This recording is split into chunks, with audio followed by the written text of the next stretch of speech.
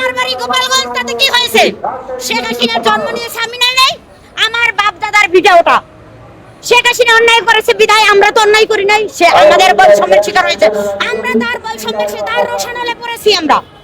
আমাদের বেতন দিয়ে দেন। আমি প্রধানমন্ত্রীকে বলতে চাই, মাননীয় প্রধানমন্ত্রী আপনাকে সাধুবাদ দেই, আপনাকে ধন্যবাদ দেই, কারণ আপনি সব দিক দেখতেছেন, কৃষি কার্ড দিতেছেন, ফ্যামিলি কার্ড দিতেছেন, খাল খনন কর্মসূচি করতেছেন, আরো অনেক কিছু করবেন, কিন্তু আমাদের দিকে একটু তাকান, আমরা কতটা অভুক্ত আছি। আমরা ছিলাম রাজনৈতিক রোশনালের শিকার। আমরা মাননীয় প্রধানমন্ত্রী ছিল না সেই সময়, ফ্যাসিস্ট সরকার শেখ হাসিনা, ওনার রোশনালের শিকার হয়েছে। আমরা নাকি জাতীয়তাবাদী দল করি, আমরা নাকি বিএনপি করি, তাই আমরা সেই সময় বৈষম্য শিকার হয়েছি।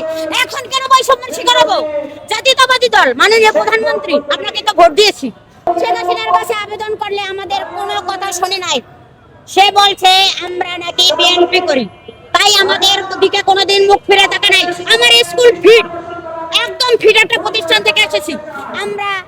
এই যে এমপিভুক্ত টিচাররা যা যা করে আমরা তাই করি, যেমন প্রত্যেক বছরে আমাদের ট্রেনিং হয়, ওদেরও ট্রেনিং হয়, আমাদের এই যে পরীক্ষা হচ্ছে, আমাদের ডিউটি হয়, তাদেরও ডিউটি হয়, ওদের যে সিলেবাস আমাদেরও সেই সিলেবাস, ওদের যে বই আমাদেরও সেই বই, অথচ আমাদের কোনো বেতন নাই। একই সিলেবাস, একই বই, আমরা শুধু বেতন নাই।